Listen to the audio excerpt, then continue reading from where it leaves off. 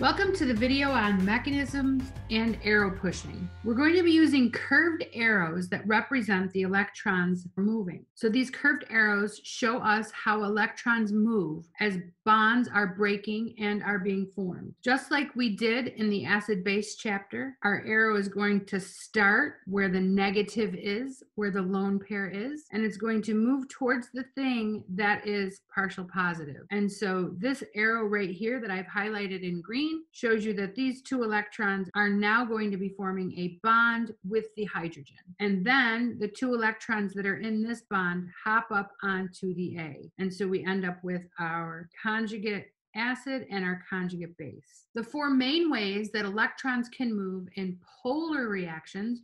Remember, polar means that both electrons are moving in the same direction versus radical, where we have one going each way. So the four main ways that electrons can move in polar reactions are nucleophilic attack, loss of a leaving group, proton transfer, which we've already seen in the acid-base chapter, and rearrangements. So the first, nucleophilic attack, means that we have some nucleophile that's going to attack an electrophile. And so we end up having the lone pair of the nucleophile, and it can either be neutral or negative, but we have a lone pair on the nucleophile reach out and form a new sigma bond with some electrophile or some species that is waiting for that bond to be formed. Remember, we had our definition of nucleophile and electrophile earlier in this chapter. A nucleophile is nucleus loving, something that is either negative or partial negative. And an electrophile is electron loving, which means that it is positive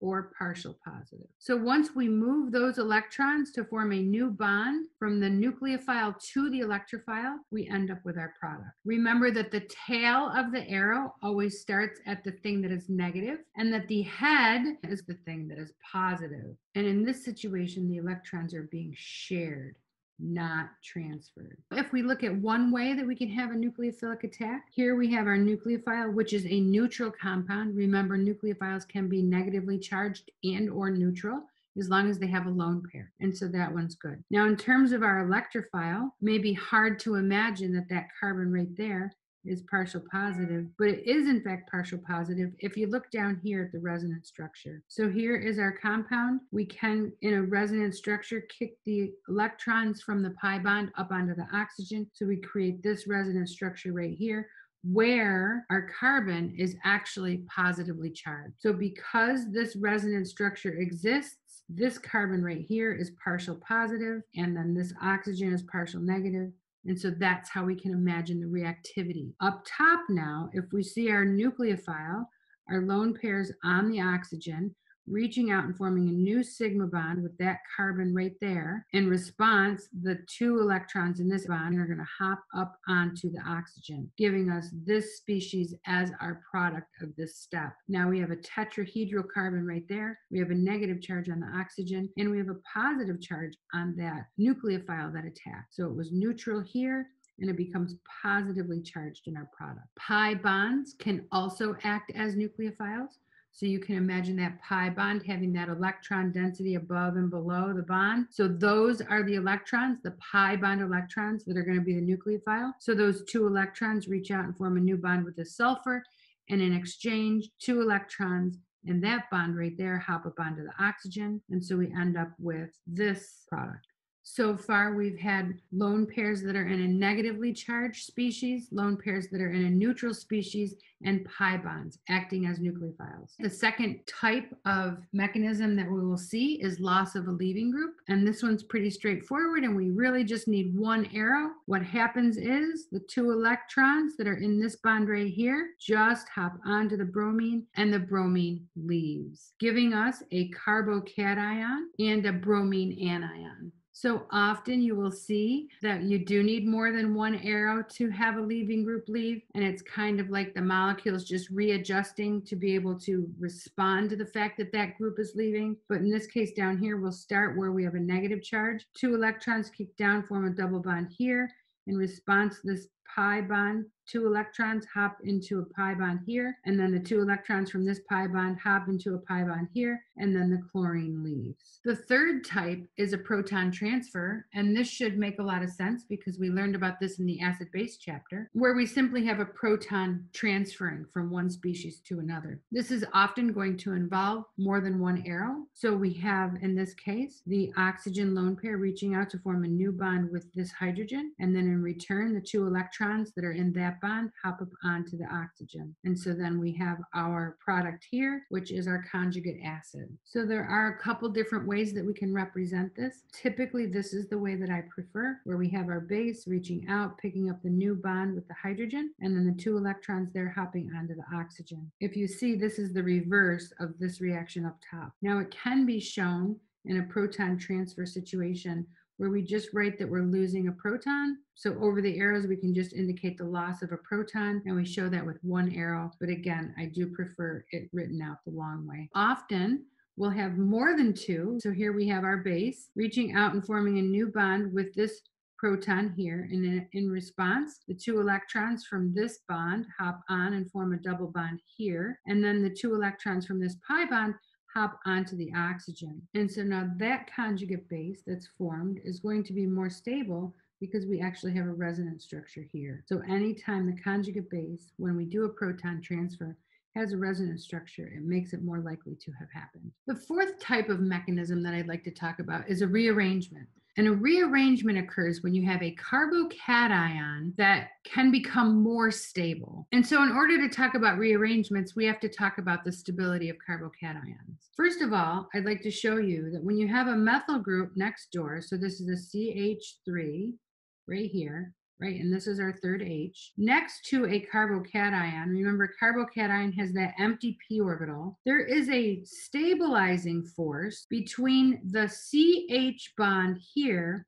that's parallel, that lines up with the empty p orbital. So the empty p orbital is so empty, so ready, that the electrons that are in this bond actually help stabilize that. Maybe even a little bit of sharing of the electrons into that empty p orbital to make it more stable. And so hyperconjugation will explain the fact that our least stable carbocation is a methyl group, because in this situation, we just have a carbon and 3 hydrogens. So there's no possibility of hyperconjugation. If we have a single R group or carbon attached, then we have some hyperconjugation. And so that's going to be a little more stable. If we have 2 R groups, that's even more stable. And if we have 3 R groups, that becomes even more stable. So there's 2 forces that stabilize carbocations. One is this hyperconjugation, where we actually may have a sharing of the electrons in that bond with that empty p orbitals if they line up. And the second is when you have a CH3 or really any R group, that's going to be a little bit electron donating through the bond. So this is a situation where we have an inductive effect that's through the bond, that's electron donating. Methyl groups and R groups have that capability. So why is a tertiary carbocation more stable than a secondary, than a primary, than a methyl? For 2 reasons. One, because inductively methyl groups are a little bit electron donating, and second is because of hyperconjugation. So increasing substitution increases the stability of a carbocation, and that's going to be very important all the way through all of organic chemistry. If we have a situation where the product of our reaction is a primary carbocation, but it can rearrange to form a tertiary, then it will do so. And so again, the fourth type of mechanism that we see with arrow pushing is a rearrangement. We have a situation here where we have a secondary carbocation right here. The 2 electrons that are in this bond can migrate over, bringing the hydrogen with it. And so we end up with now a tertiary carbocation right there, versus this one was a secondary. That is called a hydride shift, when the bond that moved is attached to a hydrogen. The other type is a methyl shift, a 1,2 methyl shift. So we start with a secondary carbocation again, and this bond right here can migrate. The 2 electrons with the methyl group can move right over. And so in exchange, the carbocation moves, right? So we had the carbocation here and the attachment of the methyl group here, and those just switch. And so now we have the methyl group over here. The methyl group shifted. So it's called a 1,2 methide shift or methyl shift. And then our carbocation also move. Shifts can occur from one carbon to the adjacent carbon. So it can't skip over carbons. It has to go directly to the next one. And shifts occur only if we make a more stable carbocation. You will not see shifts from a secondary to another secondary. You will only see shifts going from secondary to tertiary, or primary to secondary, or even primary to tertiary. To quickly recap, the 4 types that we have are nucleophilic attack, loss of a leaving group, proton transfers, and rearrangements. We will see these 4 situations over and over and over again. Coming up next, we'll talk about combining a couple of these patterns that we're seeing right here so that more than one happen in the same reaction. Knowing these 4 ways that electrons move is really going to help you in all of organic chemistry. So let's get this down. Okay, good luck.